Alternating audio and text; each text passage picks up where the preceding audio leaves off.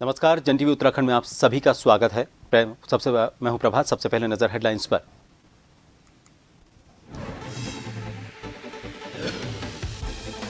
मुख्यमंत्री पुष्कर सिंह धामी वनाग्नि को लेकर चिंतित, रोकथाम के लिए ली वर्चुअल बैठक। कहा 4 महीने चुनौतीपूर्ण, सूचना पर तुरंत हो कार्रवाई। वनाग्नि को लेकर सीएम धामी गंभीर।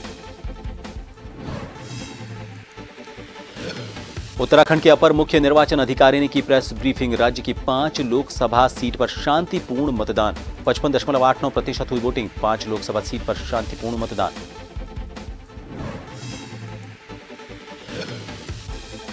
उत्तराखंड में मतदान होने के बाद दावों का दौर शुरू। पार्टी के कार्यकर्ताओं और समर्थक ले रहे हैं फीडबैक। अजय भट्ट बोले, जितने भारी मतों से मतदान के बाद दावों का।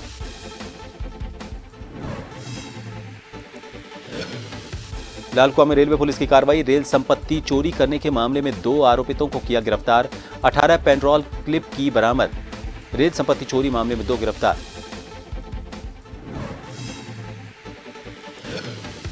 और उत्तराखंड के लोहाघाट में 4 दिवसीय सतचूड़ी महोत्सव का आगाज। महिलाओं ने निकाली भव्य कलश यात्रा। मंदिर में हुए भजन कीर्तन।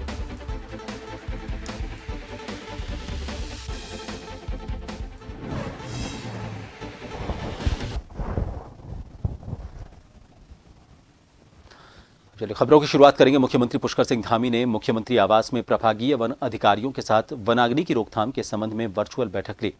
मुख्यमंत्री ने बैठक में कहा कि गर्मियों के 4 महीने वनाग्नि की दृष्टि से हमारे लिए चुनौतीपूर्ण होते हैं।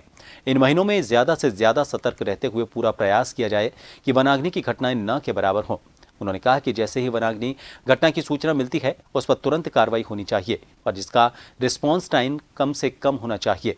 मुख्यमंत्री ने अधिकारियों को वनाग्नि की रोकथाम के संबंध में निर्देश दिए कि स्थानीय स्तर पर प्रभारी वनाधिकारी के स्तर पर नोडल अधिकारी नामित किया जाए। हेल्पलाइन नंबर और टोल फ्री नंबर जारी करते हुए उनका व्यापक प्रचार प्रसार करते हुए लोगों में जागरूकता लाई जाए। मुख्यमंत्री ने यह भी निर्देश दिए कि वनाग्नि की रोकथाम के लिए सभी संबंधित विभाग आपसी तालमेल स्थापित करें और इस काम में स्थानीय लोगों, जनप्रतिनिधियों, ग्राम प्रधानों आदि का भी सहयोग लिया जाए।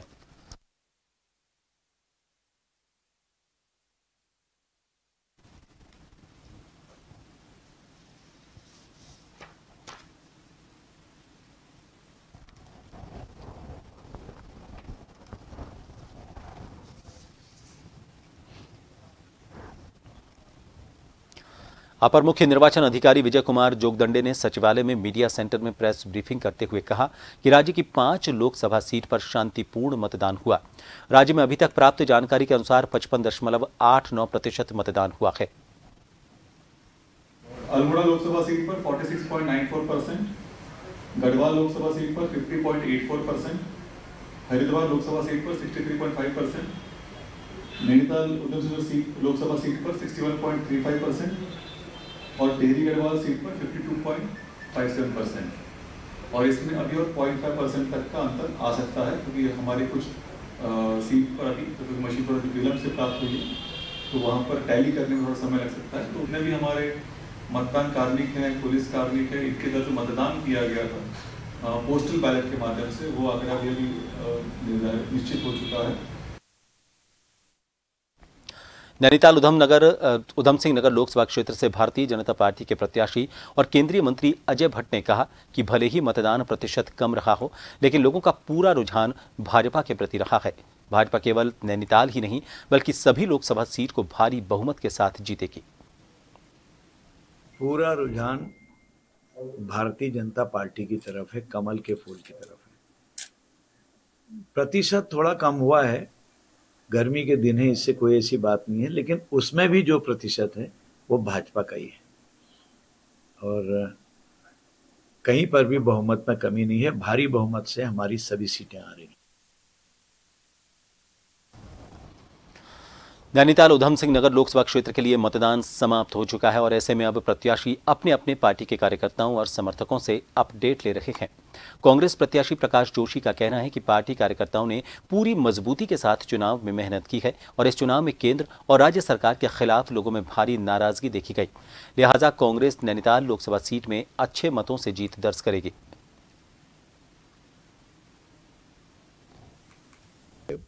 बड़ा शानदार चुनाव रहा। शुरुआत में हम कह सकते हैं कि चलो धीरे धीरे गति पकड़ी चुनाव ने, पर एक बार जब प्लेन टेक ऑफ हो गया तो पीछे मुड़ के किसी ने देखा नहीं। हर कार्यकर्ता ने, मैं विशेष आभारी हूँ अपने पूरे कांग्रेस परिवार का, चाहे वो बड़े नेता हों, चाहे वो हमारे बूथ स्तर तक के कार्यकर्ता हों। वो सभी कार्यकर्ता जो पिछले कुछ समय से कम भी दिख रहे थे, वो सभी ने अपनी पूरी जान लगाई, पूरी ताकत से चुनाव को लड़ाया।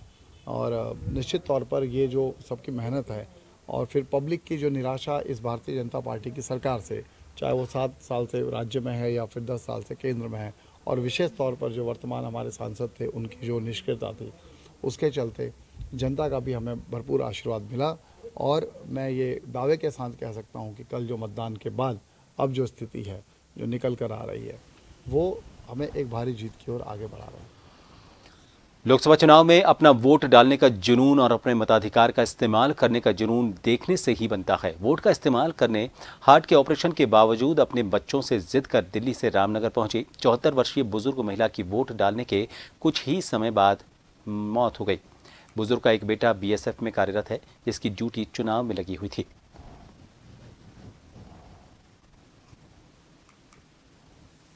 समय से जो है दिल्ली में थी और अपने बेटे और बेटी के पास थी वहाँ दिल्ली में, और अपने बच्चों से, इनका हार्ट का ऑपरेशन भी हुआ था, और अपने से बच्चों से जिद कर करके कि मेरे को जो है हर हालत वोट देने के लिए रामनगर जाना है, ये कह करके आज यहाँ आई थी। आज सुबह इनकी बेटी इनको आज ही रामनगर लेके आई थी और इनको छोड़ करके दिल्ली को चली भी गई।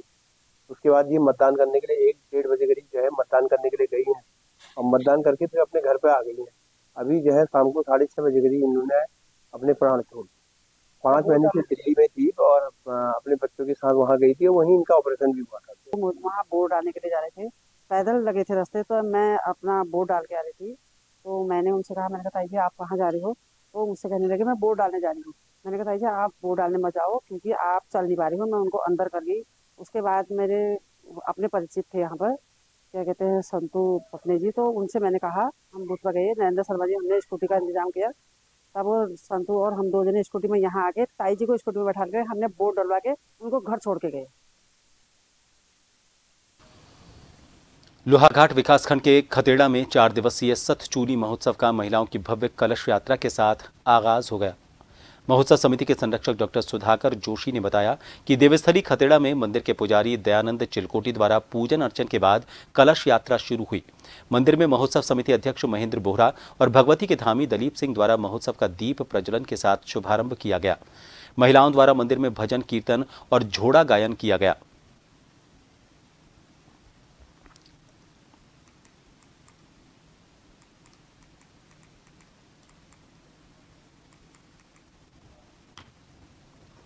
रेलवे सुरक्षा बल लालकुआ द्वारा रेल संपत्ति चोरी करने वाले 2 व्यक्तियों को गिरफ्तार कर इनके खिलाफ रेलवे की सुसंगत धाराओं के तहत मुकदमा दर्ज किया गया है। रेलवे द्वारा जारी प्रेस विज्ञप्ति में आरपीएफ इंस्पेक्टर तरुण वर्मा ने बताया कि पकड़े गए दोनों व्यक्ति रेलवे के सुनसान स्थानों से रेल संपत्ति को चोरी करते थे और फिर कबाड़ियों को बेच देते थे। दोनों अभियुक्तों के पास से रेलवे लाइन में लगने वाली 18 पेनड्रॉल क्लिप भी बरामद हुई हैं। दोनों अभियुक्त गदरपुर जिला उधम सिंह नगर के रहने वाले हैं। पूरे मामले में जांच सहायक उप निरीक्षक रणवीर सिंह को सौंपी गई है।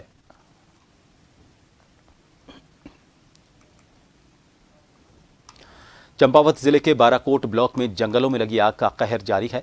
रेगरू क्षेत्र के आगर गांव के जंगलों में भीषण आग लग गई थी। आग इतनी भयंकर थी कि देखते ही देखते आग ने ग्रामीणों के भवनों को चपेट में ले लिया। ग्रामीणों ने किसी तरह 5 परिवारों की महिलाओं और बच्चों को बाहर निकालने के साथ गौशाला में बंधे जानवरों की भी जान बचाई। पूर्व ग्राम प्रधान जगदीश कुमार ने बताया कि शोर सुनकर सभी ग्रामीण मौके पर पहुंचे। कड़ी मशक्कत के बाद आग पर काबू पाकर 5 भवनों को जलने से बचा लिया गया। आग बुझाने में कई ग्रामीण भी झुलस गए। सूचना पर मौके पर लोहाघाट से फायर ब्रिगेड ने आग पर पूरी तरह काबू पा लिया।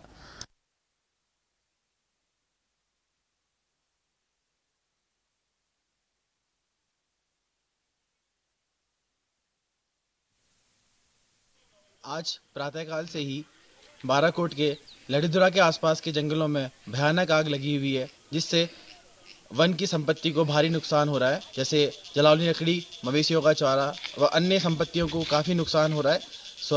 प्रातःकाल में युवक मंगल दल द्वारा आग को बुझाने के प्रयास भी किए गए, जिसमें आग नहीं बुझा पाए। मेरा विभाग से विनम्र अनुरोध है कि इस विषय पर संज्ञान लिया जाए। भारतीय प्रौद्योगिकी संस्थान रुड़की के प्रोफेसर सुनील वाजपेयी और post doctoral fellow Devjit Dutta की एक उल्लेखनीय खोज में सांप की एक प्राचीन प्रजाति का अनावरण किया गया है। जिसे पृथ्वी पर अब तक घूमने वाले सबसे बड़े सांपों में से एक माना जाता है। यह अभूतपूर्व खोज संस्थान की महत्वपूर्ण जीवाश्म खोजों की बढ़ती सूची में शामिल हो गई है, जिससे जीवाश्म विज्ञान अनुसंधान में अग्रणी के रूप में IIT रुड़की की प्रतिष्ठा और मजबूत हो गई है। वासुकी इंडिकस नाम का यह सांप लगभग 47 मिलियन वर्ष पहले मध्य इयोसीन काल के दौरान वर्तमान गुजरात के क्षेत्र में रहता था। वासुकी इंडिकस की खोज सचमुच आश्चर्यजनक है। इस खोज की सराहना करते हुए IIT रुड़की के निदेशक प्रोफेसर के पंत ने कहा कि हमें प्रोफेसर सुनील वाजपेयी और उनकी टीम की इस उल्लेखनीय खोज पर बेहद गर्व है।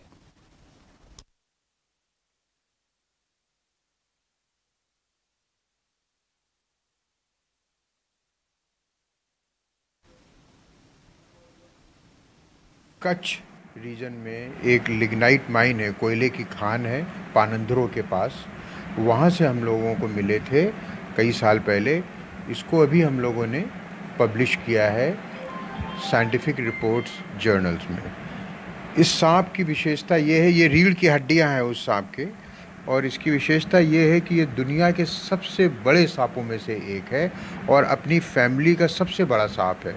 नहीं, धर्म से इसका कोई ताल्लुक नहीं है, लेकिन हमने इसका जो ये नया नाम दिया है, चूँकि ये एक नया सांप है और हमारी मिथोलॉजी में भगवान शिव के गले में जो नाग रहता है जिसको वासुकी बोलते हैं, तो एक बहुत अच्छा हम लोगों को रेफरेंस मिल गया कि क्यों ना हम इस भारतीय सांप को वही नाम दें जो शंकर जी के गले में रहता है। सिर्फ इतना है, नामकरण के लिए हमने उसको यूज़ किया है। पहली बात तो ये है कि ये जो फॉसिल्स है तो ये प्रोफेसर वाजपेयी को 2005 में मिला था।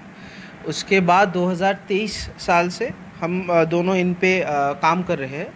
तो जो पहली जो विशेषता है वो इसकी आकार है। ये सब इनकी रीढ़ की हड्डी है और इन रीढ़ की हड्डियों से हमें पता चला है ये करीबन 15 मीटर लंबा होगा। जो विश्व में जो सबसे बड़े सांप थे उनमें ये एक है। और ये जो सांप है ये मडसॉइड बोल के एक फैमिली है, उनका ये एक मेंबर आप कह सकते हैं। वो सांप अभी विलुप्त है, वो और मिलती नहीं है। बहुत हज़ारों साल पहले वो सांप विलुप्त हो चुकी है। लोहाघाट ब्लॉक के गुमदेश के चमदेवल के चैतौला मेले में चमू देवता के डोले के भक्तों के द्वारा ढोल नगाड़ों के साथ मढ़गांव से चौखाम बाबा मंदिर तक लाया गया। 11 गांव के जत्थों ने चमू देवता मंदिर की परिक्रमा की और चमू देवता को विशेष तौर पर बनाए गए चावल के पापड़ को प्रसाद के तौर पर चढ़ाया। सुबह चौखाम बाबा मंदिर के पंडित मदन कॉलोनी और पंडित शंकर पांडे ने पूजा अर्चना की।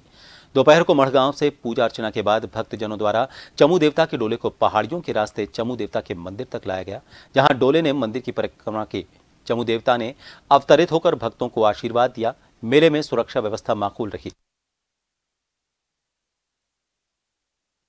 मेला आज मुख्य मेला है। चौखाम बाबा का यह ऐतिहासिक और सुप्रसिद्ध प्राचीन पौराणिक मेला है, जो कि आज मुख्य मेले के नाम से जाना जाता है। यह प्राचीन है, यह पांडव काल से चला आ रहा है। इस मेले की विशेषता है कि घर भात नहीं बन पात नहीं, ऐसे दिन में यह कार्य रचा गया है कोकिला नाम की बुढ़िया के द्वारा। और यह ऐतिहासिक मेला जो है, यहाँ पर बहुत दूर दूर से श्रद्धालु यहाँ मन्नत मांगने आते हैं बाबा के दरबार। ऐसे मतलब चावल भिगाते हैं तो फिर पीसते हैं, फिर उनको बनाते हैं, फिर उनको सुखाया जाता है, फिर अष्टमी के दिन बनाया जाता है। फिर जो भी मेहमान जो भी हो यहाँ आते हैं, जो भी है वो प्रसाद लेके जाते हैं। मंदिर में चढ़ाया जाता है, पत्ते में सुखाया जाता है। चौखाम बाबा गुमदेश का बहुत ऐतिहासिक और पौराणिक जो मेला है, इसमें काफ़ी संख्या में श्रद्धालु और आसपास की जो क्षेत्रीय जनता है वो आ रही है। पुलिस द्वारा जगह जगह पे ड्यूटी लगाई गई है और सुरक्षा के पूरे प्रबंध किए जा रहे हैं। हमारा पूरा प्रयास है कि यह मेला सुकुशल हम संपन्न कराएं। और फिलहाल यहाँ रुकेंगे एक छोटे से ब्रेक के लिए। बने रहिए जन टीवी पर।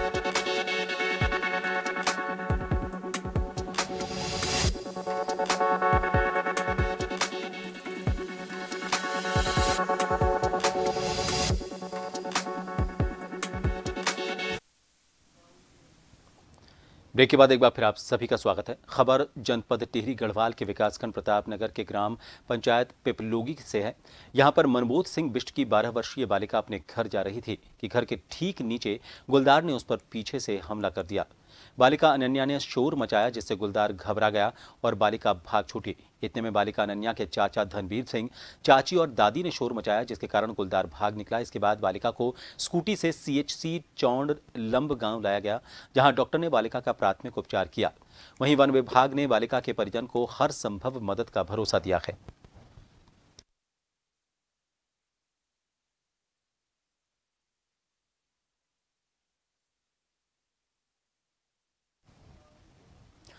ITBP को यूं ही हिमवीर के जवान नहीं कहा जाता। अपने अदम्य साहस के दम पर यह हिमवीर जवान सरहद की रक्षा के साथ साथ मुश्किल घड़ी में आम लोगों के लिए भी दूत बनकर हमेशा खड़े रहते हैं। आपको बता दें कि विकासखंड जोशीमठ के रिंगी गांव के हेमंत कुमार अपने विवाह का सामान लेकर अपने घर जा रहे थे। तभी अचानक उनका बैग खाई में गिर गया। इसमें गहनों के साथ साथ 1 लाख रुपए भी थे। ग्राम प्रधान विनोद सिंह द्वारा रेस्क्यू के लिए ITBP प्रथम वाहिनी के कमांडेंट विजय कुमार को रेस्क्यू के लिए निवेदन किया गया, जिसके बाद कमांडेंट विजय कुमार द्वारा रेस्क्यू के लिए अपनी टीम को घटनास्थल पर भेजा गया। निरीक्षक GD नरेंद्र सिंह के नेतृत्व में 8 सदस्यीय टीम ने गहरी खाई में जाकर और रेस्क्यू कर गहने और पैसे के बैग को सुरक्षित निकालकर ग्राम प्रधान को सौंपा। ग्रामीणों द्वारा ITBP टीम का धन्यवाद दिया गया।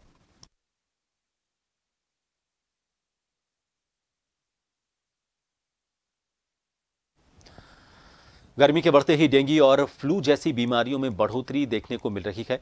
और पिछले साल की बात करें तो पिछले वर्ष उत्तराखंड में डेंगू का कहर काफी बरपा था। राजधानी देहरादून में भी डेंगू के मरीजों की संख्या काफी बढ़ गई थी। पिछले वर्ष से सबक लेते हुए देहरादून हॉस्पिटल में तैयारी शुरू कर दी गई है।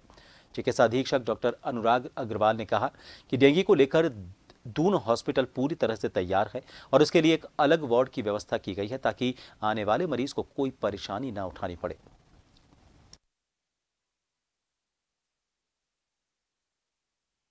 डेंगू का एक तो साइकिल चलती है कि 2-3 साल में एक बार ये भयंकर रूप लेता है। तो पिछली बार हम लोगों ने काफ़ी बढ़ा हुआ डेंगू देखा, तो इस बार हम लोग अस्पताल के तौर पर पूरी तरह तैयार है, जिसमें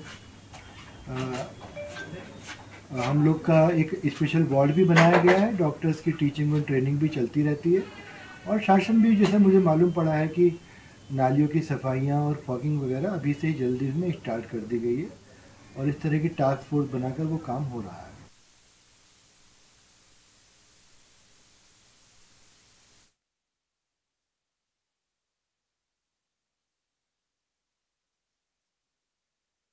करेंगे अगली खबर का। चंपावत जिले के बाराकोट में 2 दिन से लगी हुई जंगल की आग भयानक रूप लेकर अटल उत्कृष्ट राजकीय इंटर कॉलेज बाराकोट तक पहुंच गई। यहां पर आग ने बड़ी संख्या में विद्यालय के शोभादार वृक्षों, फूलों और फलदार वृक्षों को नुकसान पहुंचाया। विद्यालय के प्रशासनिक अधिकारी नागेंद्र जोशी, कार्यालय कार्मिक भगवान लाल वर्मा, मकर सिंह बोहरा ने हिम्मत दिखाते हुए विद्यालय में उपलब्ध संसाधनों, अग्निशमन यंत्रों और पुराने पारंपरिक तरीके से इस आग पर बड़ी मुश्किल से काबू पाया। बाराकोट क्षेत्र में आग लगी हुई थी। आज बहुत ही भयानक रूप से यह राजकीय इंटर कॉलेज बाराकोट तक पहुंच गई, जिसे हमने आधुनिक संसाधनों का प्रयोग करते हुए और तो हमारे जो पारंपरिक तरीका होता है हरी पत्तियों से उस पर प्रहार करके काबू पा लिया है।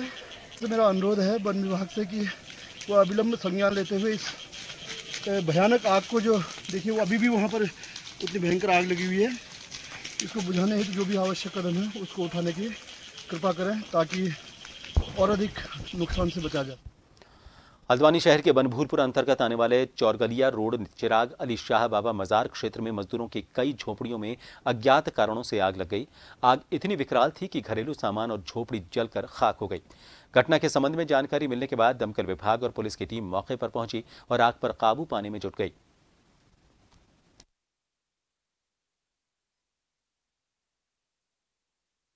लालकुआ कोतवाली थाना क्षेत्र के अंतर्गत चोरी की घटना को अंजाम देने वाले पति पत्नी को पुलिस ने चोरी में इस्तेमाल किए गए सामान सहित गिरफ्तार कर लिया है।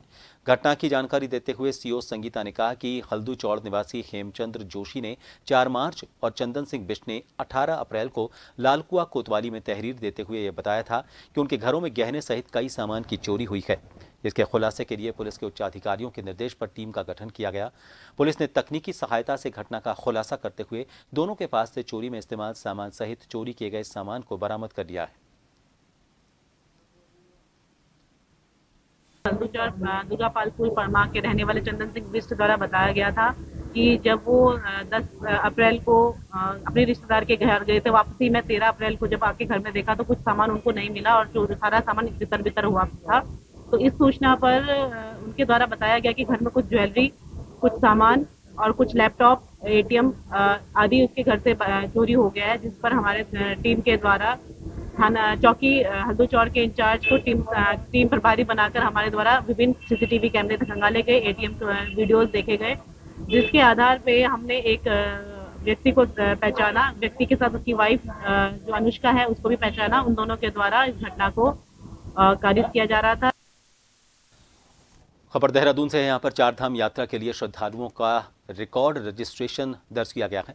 चारधाम यात्रा के लिए 5 दिन के भीतर 10,66,000 रजिस्ट्रेशन हुए हैं। शुक्रवार को ही 1,59,000 श्रद्धालुओं ने रजिस्ट्रेशन करा लिया था। सबसे ज्यादा केदारनाथ के लिए 3,52,000 श्रद्धालुओं ने रजिस्ट्रेशन करवाया है। चारधाम यात्रा के लिए लगातार पंजीकरण की संख्या बढ़ती जा रही है।